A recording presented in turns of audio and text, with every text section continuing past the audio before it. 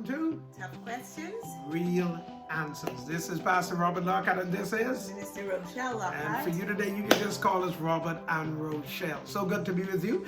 And we're going to continue our discussion about marriage. And the last time we talked about our children, Raul, Raphael, and Ramirez, our 3 sons. And but also God has blessed us with 2 beautiful young ladies who's a part of our lives and a part of our family.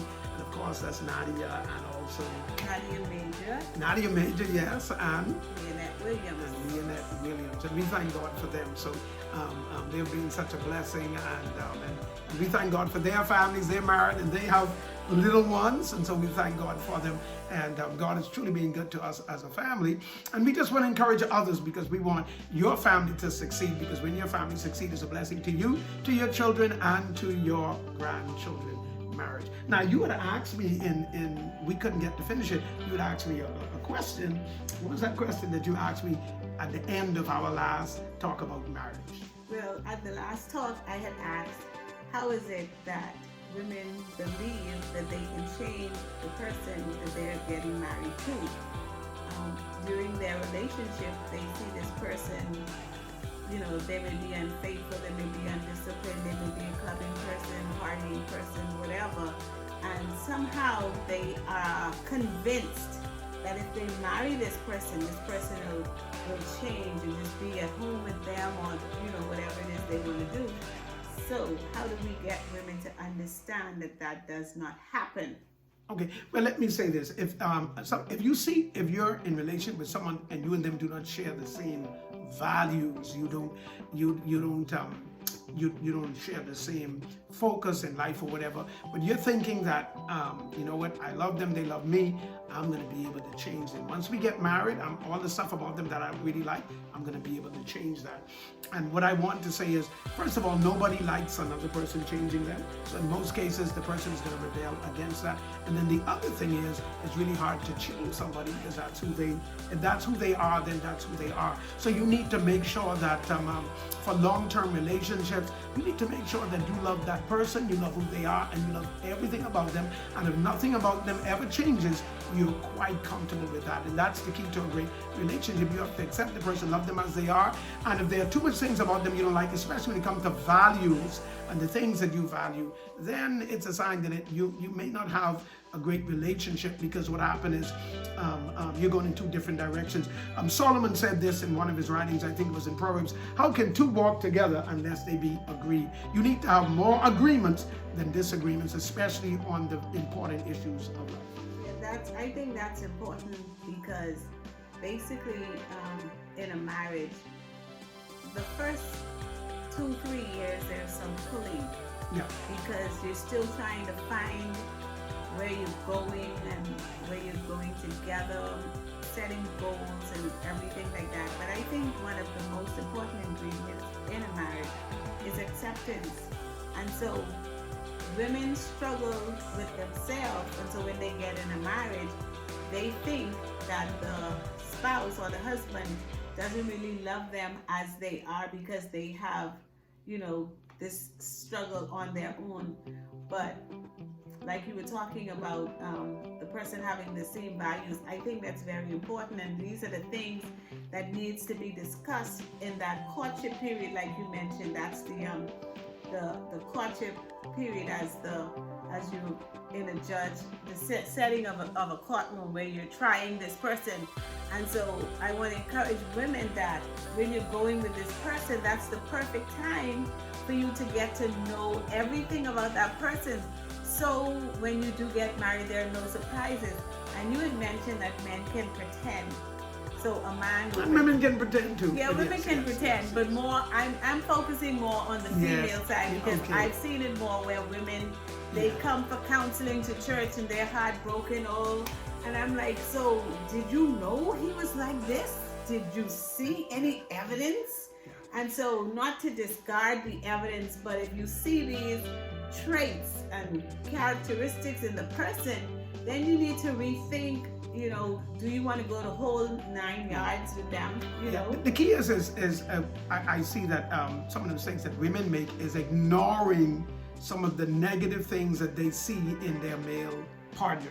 thinking that, oh, in time it'll change. And some things you do not want to ignore. Of course, there's, none of us are perfect, so there's some little perfect, but there's some things you cannot.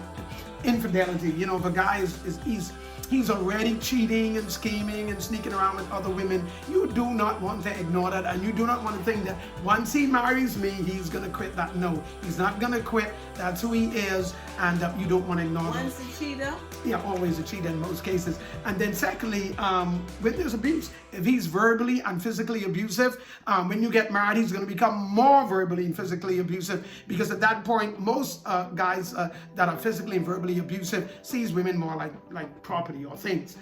You're someone that you're mine in a sense, so I can do what I want. And so you do not want to ignore those things from male counterparts. If you see those things, not being honest, if they're not honest with you when you're single, they're not going to be honest when you get married. And so you want to look for things like honesty. You want to look for being treated right, and they're not abusive, because these things, infidelity, being abusive, being dishonest, they're gonna increase after marriage, and in most cases they will not change, because they are trust issues, and that person is not worthy of your trust. And so we use the word trustworthy. And the Bible says, like Scripture tells us, when you put your trust in an untrustful person, that's like leaning. That's like having a broken leg and having a broken crutch. You will fall down. You're gonna hurt yourself. Don't do it. And these are things that people have to have within themselves, because you can't make me honest. I have to want to do that for myself. You can't make me be committed to you.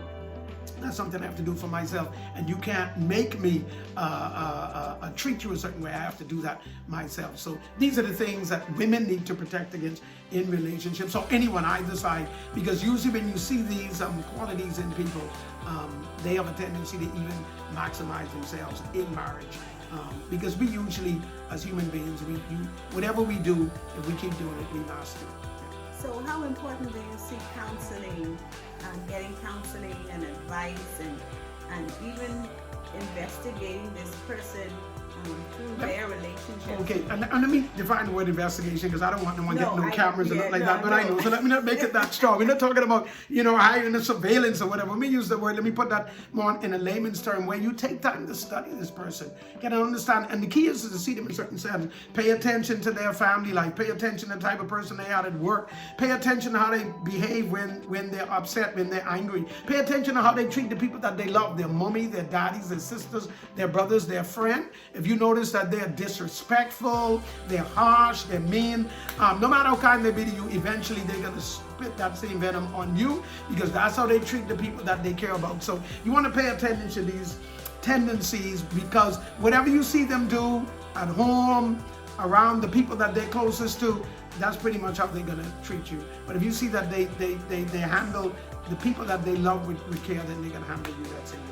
Okay, so here is the tough one. Does love conquer all? Does love conquer all? Yes, true love conquers all, but that's when you understand what love is. Love is more than a feeling.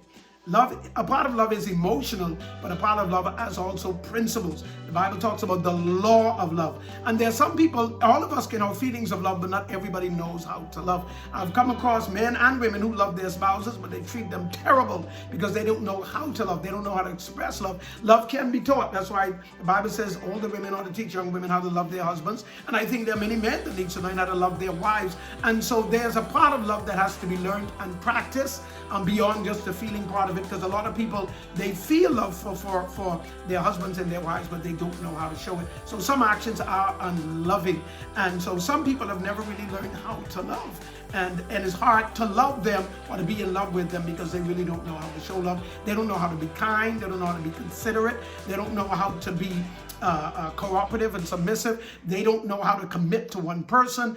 They don't know how to be honest. All of this has to do with loving. So the key is emotional love does not conquer it all, but the principles of love, when they're lived out in the real, does conquer it. So what advice would you give to a man or a woman that may be struggling in a relationship? The marriage isn't going the way that it needs to. There may be 1 or 2 children involved, but this person really feels as if their spouse is not going to change. They feel hopeless. They feel like they're sinking, and they want to get out. That's a tough question, because that depends so much on, individual basis, okay? I usually say to persons, if your marriage is in trouble, you need to get counsel. The Bible tells us in the midst of counsel there's safety. Sometimes you're so blinded by the problem that you cannot see the solution, and there's emotions and feelings and hurts and history behind it that just cause you to can't work through all the weeds, and a counselor comes and help you to navigate, can identify some of the root problems and can move you ahead. So I usually wouldn't say to couples without looking at their situation, hey, just get out of this. But what I tell persons is that if there's abuse in relationship, you need to get away. Nobody has the right to be beating you up, slapping you around, punching you. You need to get away from that. If you're being harmed in any way, you need to get away. You need to separate yourself until that situation can be better, and then you need to get counsel, and there needs to be change of that relationship, because it's God's purpose for us not just to be in relationship, but to have a healthy relationship. Some relationships are not healthy, and if you're in an unhealthy relationship, you need counsel, and you might need to get away outside of that to get counsel and see if it's safe for you to go back in that relationship. If it is not safe, you need to get away, because the most important thing is to protect yourself first of all. But if it's not to that level, then you can solve things, but physically, emotionally, and mentally, you want to make sure you're safe. If your relationship is putting you in danger physically, emotionally, and mentally, then some decisions need to be made, but definitely counseling needs to be a part of it, because everybody should be treated a certain way. So you must love yourself. Not only we love others, we have to love ourselves. And so you don't want to abuse yourself, and you don't want to let anyone else abuse you. Yeah. Well, I want to say that marriage is a great thing. It's an awesome thing. I fully exhausted my singleness, and I don't want to be single anymore. I love being single, and I love being married. Yes.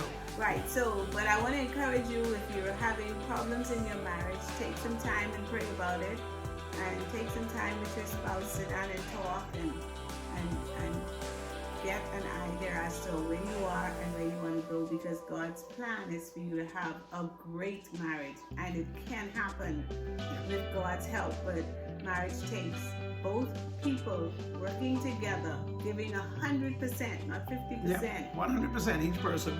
100%. And so that's I think we're going to have a third segment in this where we'll talk about what it takes to have a great marriage, the ingredients that you need to have in there to have a great marriage. And it's my prayer for those that are listening to us, if there are challenges in your marriage, you can overcome them, whatever they are. You can overcome them with God's help, with counsel, with advice. Long-time relationships take effort, and marriage is a lifetime relationship, but God intended for it to be great, and it can be great. But it takes two persons, the husband and the wife, being committed to making it great and doing what it takes to make it great and contribute to each other's happiness. So if you're not content in your marriage, we want to help you. So in our third segment, we're going to talk about what it takes to build a great marriage for 10 years, 20 years, 30 years, 40 years. Hey, what they say, what's better than young love? old love. Old love. And we want you to, young love is great, but there's nothing better than old love. But you've got to make it there. And so we'll talk a little bit about that. So our time is up. And so once again, this is Pastor Robert Lockhart, and this is Minister Rochelle Lockhart. Amen. Good day to you as we put forth tough questions, Real answers. real answers, and we'll be with you next time. Have a great day. See you.